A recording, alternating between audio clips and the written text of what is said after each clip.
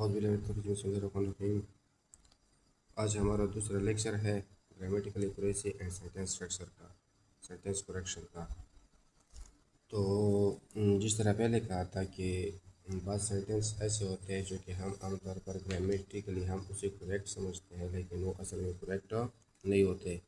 यहाँ पर question number 4 में भी है कि rewrite any 5 sentence after correcting them. तो ये क्वेश्चन नंबर 4 प्रेजेंट कंपोजिशन का पेपर है। तो ये जो हमारा आज का लेक्चर है ये इससे रिलेटेड है। सबसे पहले जाते हैं सेंटेंस नंबर 9 पे। सेंटेंस नंबर 9 से पहले कुछ सेंटेंस हमने लेक्चर नंबर 1 में कवर किए थे। आज जो दूसरा लेक्चर है तो दूसरा हम सेंटेंस नंबर 9 से स्टार्ट करेंगे। 8 सेंटेंस हमने वहाँ पर कवर किए थे। उसके साथ जो सपोर्ट के लिए कुछ और सेंटेंस भी हमने दिए थे, और नोट में साथ में ये भी बताया था कि ये एक सेंटेंस जो है ये क्यों गलत है और दूसरा क्यों सही है। तो स्टार्ट करते हैं। सबसे पहले है हमारे पास sentence we are going to the school, और दूसरा सेंटेंस है we are going to school. तो यहाँ पर ये सेंटेंस जो हमारे पास है ये इसको हम करेक्ट कहते हैं, सही है। अब क्यों हम कहते हैं वो इसलिए क्योंकि दी हम कब लगाते हैं। School you go to regularly as a student does not take article the with it. यानी कि जब हम क्या करते हैं स्कूल रेगुलरली जाते हैं एज ए स्टूडेंट तो वहाँ पर हम दी नहीं लगाते।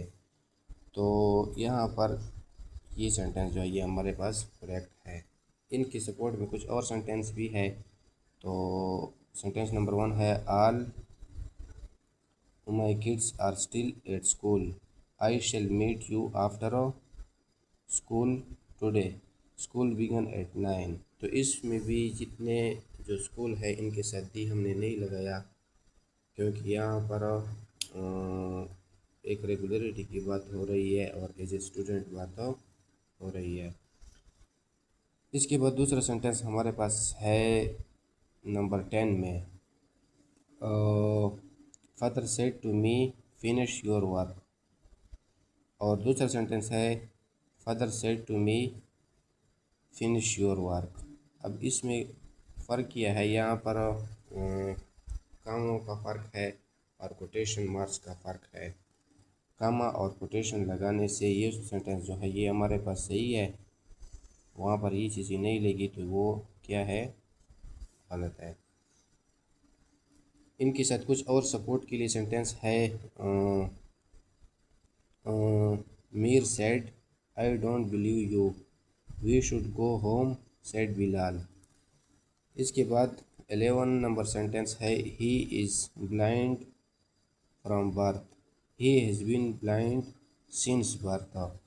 तो his birth is a day point of time that has not been mentioned. For mentioning an implied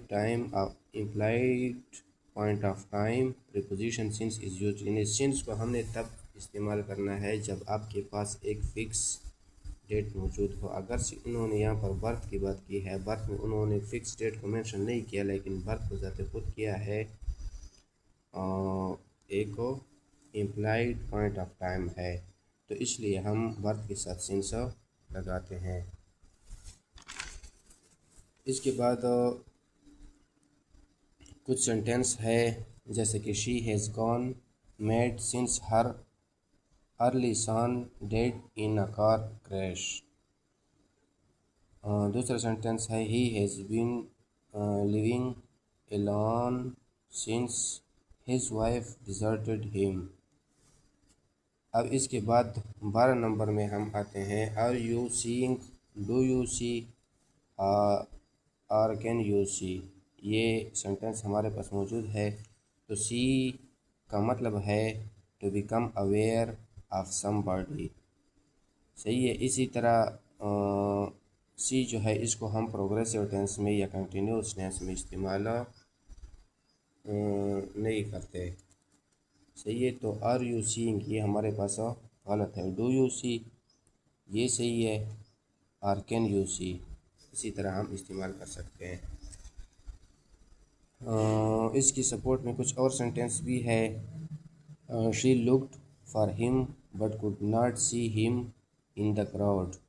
the opera was the place to see and be seen. तो यहाँ पर सी को सेंटेंस में इस्तेमाल किया है। इसके बाद 13 नंबर सेंटेंस है, he is going for the first time in his life, he has been blind since birth.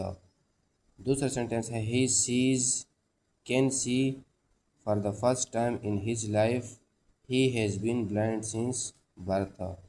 तो यहाँ पर फिर भी वही बात है कि सी को हम किस तरह इस्तेमाल करते हैं। सी जो है ये या तो हम प्रेजेंट इंडिफिनिट में या मॉडल के साथ इस्तेमाल लगाते हैं। इन्हें मॉडल वर्ब के साथ को सी हम लगा सकते हैं और प्रेजेंट इंडिफिनिट में भी हम इस्तेमाल करते हैं। इसको हम कंटिन्यूस में इस्तेमाल नहीं करते। अच्छा, see verb can not be used in this sense in the progressive tense. It is used either in present indefinite or with the modal verb can. इसके साथ कुछ एग्जांपल है, I see what you mean. और दूसरा हमारे पास है कि you mean what you see. I can see through your little game. 14 नंबर में है, what will the scene be. What will be the scene, what will be the scene. अब यहाँ पर बी का को इधर उधर किया है। What will the scene be, ये इन्होंने एक सेंटेंस लिखा है और what will be the scene दो सेंटेंस है। अब इन दोनों सेंटेंस में नोट में हम एक दफ़ा पढ़ते हैं कि the above sentence is in progressive form, be should be placed after modal verb will. If we omit question mark from the given sentence, it will be correct affirmative sentence। तो यहाँ पर ये हमारे पास अगर हम इंट्रागेटिव सेंटेंस की बात करते हैं तो ये सेंटेंस हमारे पास ठीक है। अगर हम क्वेश्चन मार्क को रिमूव करें तो फिर ये जो ऊपर वाला सेंटेंस है वो हमारे पास ठीक हो जाता है। What will be your answer? What will be the day of our next meeting? 15 number में आते हैं कि take a break of half hour. Take a break of half an hour. अब हाफ आवर को हम नहीं लिखते बल्कि हाफ एन आवर हम इस्तेमाल करते हैं। तो ये सेंटेंस हमारे पास ठीक है। कुछ और सेंटेंस है कि we have to break up half an hour each. She sleep for half an hour after lunch. तो he should arrive within the next half hour. It has half hour drive from here. Compound word half hour is also used to mean half an hour in certain structure। 16 number में हमारे पास है I am full, यानी ये तब इस्तेमाल होता है जब हम कोई खाना खा ले ज़्यादा। आई हैव, तो ये सेंटेंस जो है ये ग्रामेटिकली हमारे पास सही नहीं है बल्कि ये सेंटेंस सही है। I have eaten to my fill. अब कुछ फर्दर एग्जांपल है, have eat to your fill the food being fresh and wholesome we ate to our fill. 17 सेंटेंस में देखते हैं कि use full stop where possible. Use full stop where applicable. तो full stop के साथ हम एप्लीकेबल का लफ्ज़ लगाते हैं। Possible means that can be done or achieved. Applicable means true and acceptable. तो एप्लीकेबल जो है ये यहाँ पर सही है। अच्छा, हमारे पास इसकी एक फर्दर एग्जांपल है, give detail of children where applicable. इसके बाद है much of the form was not applicable. Do you dream? Do you ever dream? सही है। मुख्तलिफ सेंस को अगर हम देखते हैं तो फिर ये दोनों बाज़ जगहों पे सही आ जाते हैं, लेकिन जब हम ड्रीम की बात करते हैं तो यहाँ पर डू यू एवर ड्रीम ये सही है। You cannot dream whenever you like to और whatever you like of. Ever mean some time but not often. कुछ सेंटेंस सपोर्ट के लिए है आई डू अच्छा, do not you ever dream, I dreamed about you last night.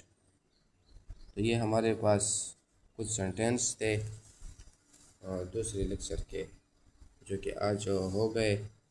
इसके बाद फिर आगे तीसरा लेक्चर आएगा, उसमें हम कुछ सेंटेंस को मज़ीद वो करेंगे, एक्सप्लेन करेंगे।